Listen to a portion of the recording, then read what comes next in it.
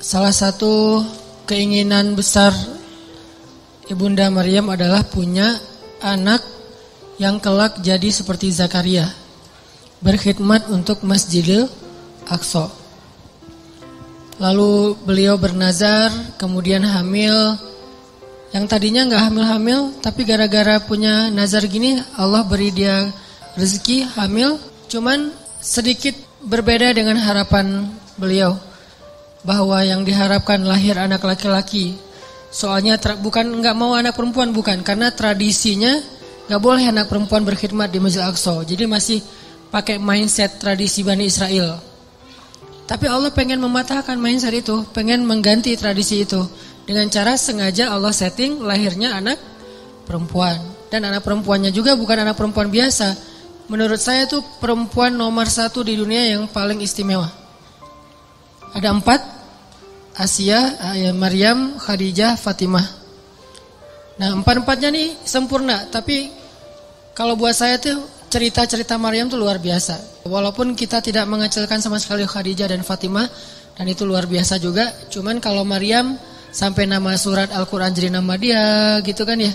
Kisahnya ada di surat Ali Imran, bapaknya juga jadi nama surat, saking istimewanya. Ini Allah setting kayak gitu. Lahir anak perempuan, Maryam dari kecil udah solehah. Solehahnya tuh kayak gift, bakat. Bukan solehah hasil didikan, tapi emang bakat. Kan ada orang yang bakat soleh, ada yang dididik jadi orang soleh. Kalau yang bakat soleh tuh keluarganya gak ada yang soleh. Justru keluarganya soleh gara-gara dia lahir.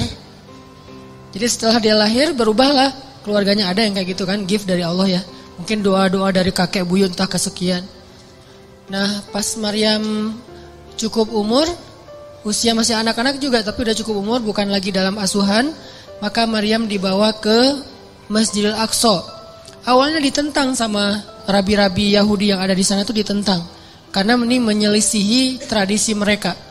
Gimana wahai Zakaria kamu masukin anak perempuan?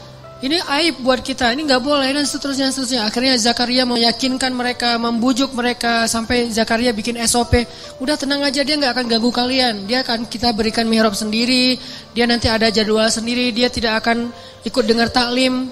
Jadi ada taklim di masjid, cewek gak boleh ikut. Kalau kita kan menyediakan cewek justru di atas kita ya, Masya Allah ya. Saking mulianya cewek itu di atas, kita di bawah. Jadi cewek-cewek pada di atas. Kalau di zaman dulu Bani Israel justru cewek itu gak boleh ikut taklim loh. Kalau ada yang bilang Islam itu anti perempuan, kesetaraan gender, emansipasi segala macam, enggak. Justru Maryam itu gak boleh ikut taklim para laki-laki. Mereka buat taklim tafsir Taurat, hadis-hadis Nabi Musa. Kan dulu tuh ada tafsir, ada hadis juga ya. Tafsirnya kitab Taurat, hadisnya Nabi Musa, bahas sirah, bahas fikih. Itu semuanya buat cowok-cowok. Ceweknya gak boleh. Kalau Maryam dibolehin tinggal di sebuah mihrab dengan syarat dia nggak boleh ikut dengerin taklim. Dia murni cuma ngangkat-ngangkat air, naruh untuk orang berwudu, terus ngebersihin masjid pas orang udah pada bubar, gitu doang. Tapi subhanallah, banyak adegan ketika murid-murid yang cowok ini ujian, mereka nggak bisa jawab, Maryam bisa jawab. Karena Allah sendiri yang mendidik Maryam, bukan seorang ulama. Allah sendiri yang nge-treat Maryam. Jadi ilmu Maryam itu terkenal di antara mereka, sehingga diam-diam cowok-cowoknya malah banyak belajar kepada Maryam. Ini cara Allah mengganti tradisinya. Fataqabbalaha rabbuha biqabulin hasanin wa ambataha nabatan hasanan wa kaffalaha Zakaria. Diberikan tanggung jawab itu kepada Zakaria. Sampai suatu saat, ini Zakaria belum punya anak juga nih. Pengen banget punya anak, dan itu life goalsnya Zakaria, pengen punya anak. Tapi belum kuat. Arti belum kuat, belum utuh. Udah kuat tapi belum utuh. Dari sisi mana utuhnya nanti kita bahas. Terus suatu hari Zakaria lagi mau nengok ngejenguk Maryam di dalam mihrab. Mihrab itu kayak ruangan kecil gitu. Tok-tok-tok, assalamualaikum. Masuklah Zakaria. Tiba-tiba ngelihat Maryam lagi berzikir. Dan Maryam itu kalau zikir itu ngeri loh. Selain bekerja ngeberes-beresin masjid, sisanya ngapain? Zikir. Zikir terus, dan zikirnya itu lebih daripada orang tua yang udah soleh banget, ulama besar, lebih dari itu. Padahal anak SD loh. Saking solehanya Maryam, anak SD zikirnya ngalahin ulama-ulama. Dia zikir, tidur sebentar, zikir lagi, zikir. Dan buat dia tuh zikir itu kayak kita main. Jadi banyak zikir dia teh. Tagline-nya bukan banyak main, banyak manfaat, gak jelas gitu kan. Banyak zikir tuh Maryam tuh. Subhanallah. Pas Zakaria masuk, ngelihat Maryam lagi berzikir, di sebelahnya ada buah-buahan dan segala macam yang nikmat-nikmat makanan. Dan itu bukan bawaan dari Zakaria. Zakaria kaget. Ya Maryam, anna laki hadza. Maryam, kamu dapat dari mana ini? Kata Zakaria. Kan Zakaria itu sayang banget sama Maryam, lebih dari anaknya sendiri. Sejak Maryam kehilangan ayahnya, jadi yatim, maka ayah Maryam itu adalah Zakaria. Ya seolah-olah anak sendiri buat Zakaria. Dan Zakaria itu sayang banget sama Maryam. Maryam ini dari mana? Kata Zakaria. Huwa min indillah, kata Maryam. Ini dari Allah, wahai paman. Dan Allah yarzuqu may yasha'u bighairi hisab. Allah tuh kalau ngasih rezeki itu enggak pernah hitung-hitungan, gampang banget buat Allah. Sejak saat itu Zakaria cemburu berat kepada Maryam. Coba teman-teman perhatikan ayat 38. Itu ayat cemburu berat tuh. Hunalika da'a Zakaria rabbah qala rabbi hab li min ladunka dzurriyyatan thayyibah innaka sami'ud du'a.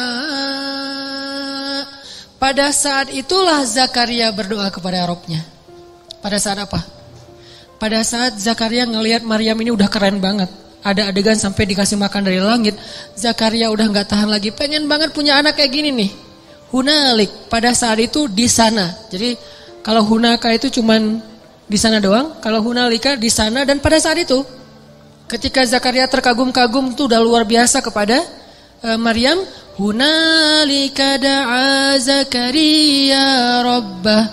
Saat itulah di sanalah Zakaria langsung berdoa kepada Rabbnya. Rabbi habli min ladunka dzurriyyatan thayyibah. Ya Allah, beri saya keturunan kayak gitu ya Allah. Coba. Kayak gitu. Saya pengen kayak gitu ya Allah, yang soleh seperti itu. Minta tetap anak laki-laki tapi solehnya kayak Maryam. Jadi minta anak laki-laki tapi teladannya anak perempuan. Coba, ini bukan hal besar soal laki-laki dan perempuan dalam Islam.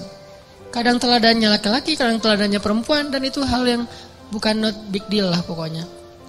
Ya Allah, beri saya anak laki-laki tapi sesoleh Maryam. Saya pengen banget kayak gitu tuh. Ini soleh luar biasa. Akhirnya turunlah Jibril kepada Zakaria saat itu di ayat 39. Fanadathul malaikatu wa huwa qa'imun yusalli fil mihrab anna Allah yubashshiruka bi Yahya musaddiqan bi kalimatin min Allah wa sayyidan wa hasuran wa nabiyyan minas salihin. Salah satu di antara kelebihan Yahya yang disebutin di ayat 39 apa? Wahasuran. Hasur. Apa itu hasur? Hasur itu sifat cowok yang kalau di cewek itu namanya Azra.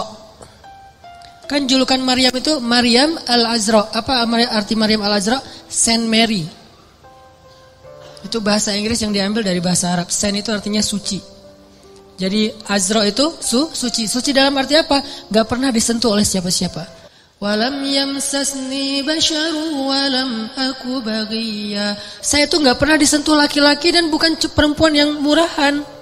Jadi Maryam itu saking terjaganya, dia gak kenal laki-laki kecuali 3 orang yang kenal dekat. 1, bapaknya Imran. 2, pamannya Zakaria. 3, anaknya Isa. Saking terpeliharanya Maryam. Nah, kalau perempuan namanya Azra, kalau laki-laki namanya Hasur. Arti Hasur itu laki-laki yang sangat terpelihara, terjaga banget, nggak pernah bisa digodain. Kalau Yusuf hampir kegoda, kalau Yahya nggak bakalan sama sekali. Benar-benar terjaga. Sampai ada cewek yang jatuh cinta sama Yahya gitu kan. Lama-lama nih cewek patah hati. Karena dia patah hati, akhirnya dia nekat. Nekatnya apa? Dia minta hadiah ulang tahun ke bapaknya, kepala Yahya. Dikabulin sama bapaknya penguasa gitu. Yahya lagi sujud, digorok kepala Nabi Yahya sama Bani Israel, diambil dan dihadiahkan ke raja. Nabi Yahya itu termasuk syuhada, salah satu nabi yang syahid. Sama kayak bapaknya juga syahid.